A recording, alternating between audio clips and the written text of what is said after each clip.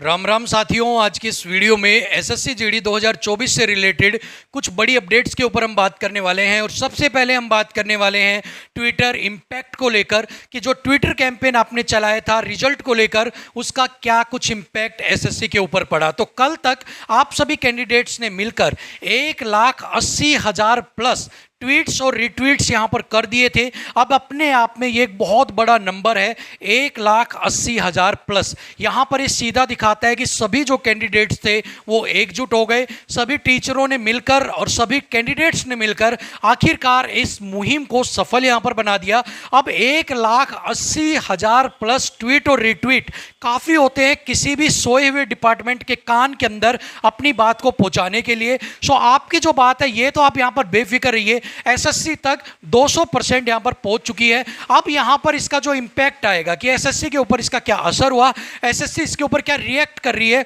इसके result show होने में आपको 7 से 8 दिन का जो समय है वो यहां पर लग सकता है। और इसका भी एक रीजन है कि आप मानकर चलिए 2 से लेकर 3 डेज तक तो आपके जो ट्वीट्स और रीट्वीट्स का जो ट्रेंड है ना, यही चलता रहता है कि कोई नया कैंडिडेट है वो सोचेगा यार मैंने ट्वीट नहीं किया, मैं भी कराता हूं, तो वो भी जाके आपके ट्वीट्स कर देगा, उसके बाद फिर दोबारा आप कोई रीट्वीट कर देगा। इस तरह से 2 से 3 दिन तक तो आपको ट्वीट और रीट्वीट का सिस्टम चलता है। उसके बाद जो सिस्टम जहां तक आप ये बात पहुंचाना चाह रहे थे उसके पास ये बात पहुंचती है कि भाई हाँ, जो कैंडिडेट है वो डिमांड कर रहे हैं, सभी एकजुट हो चुके हैं, अब आपको इसके ऊपर एक्शन लेना ही लेना पड़ेगा। सो उसके बाद वो हरकत में आते हैं, क्योंकि एकदम से तो हरकत में आएंगे नहीं। सो उसको हरकत में आने में यहां पर 3 से 4 दिन का समय वो ले लेते हैं। इसलिए इसका ट्विटर का हमेशा इंपैक्ट दिखने में मानकर चलिए 7 से 8 डेज का जो इंपैक्ट है, जो रिजल्ट है वो आपको देखने में इतना समय आपको यहां पर लग जाता है। अब बात करते हैं रिजल्ट को लेकर कि इस ट्विटर कैंपेन के बाद एसएससी का क्या कुछ रुख रहेगा। क्या एसएससी का जो रिजल्ट जारी ना करने का मूड था अब वो यहां पर चेंज होगा। तो देखिए यहां पर एसएससी का इस ट्विटर कैंपेन के बाद जहां तक हमें लगता है कि 100% कुछ ना कुछ उसके दिमाग में बात जरूर आई होगी, और जो रिजल्ट ये 25 दिन में 30 दिन में आउट करने वाली थी वो हमें लगता है 7 से 8 दिन में या 10 दिन के अंदर अंदर एसएससी यहां पर जारी कर देगी। लेकिन अब ये देखने वाली बात होगी कि क्या इस ट्विटर कैंपेन के बाद एसएससी 10 दिन के अंदर या फिर 7 से 8 दिन के अंदर रिजल्ट को जारी करती है।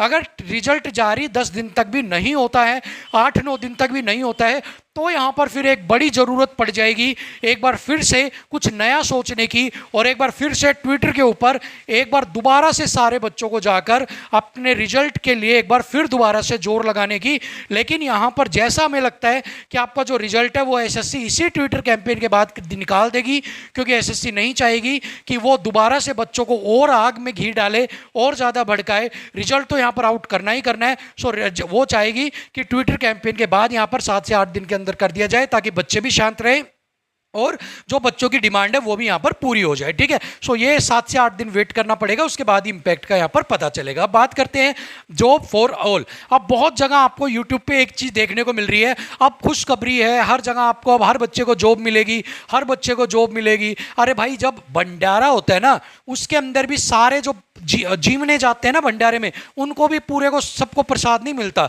तो ये तो जॉब का सिस्टम है, सरकारी जॉब, ये कहां आपको सबको मिल जाएगी। तो आप मानकर चलो यहां पर जो ये बातें आपको बताई जा रही हैं ये टोटली सिर्फ आपको अट्रैक्ट करने के लिए कैची, एक ऐसा जो बोलते हैं ना आई कैची, जिसको आई कैच करता है, ऐसी एक शब्द को यूज किया जा रहा है कि सभी के लिए जॉब होगी। सभी के लिए कैसे जॉब होगी आप बताइए। 2022 के जो 23 के कैंडिडेट हैं जो फिजिकल में या जो एग्जाम में बाहर हो गए थे कट ऑफ में, उनकी परफॉर्मेंस के बेस पर उनको जॉब दी जा रही है। अब फील्ड असिस्टेंट की कैबिनेट सेक्रेटरीट में जॉब दी जा रही है।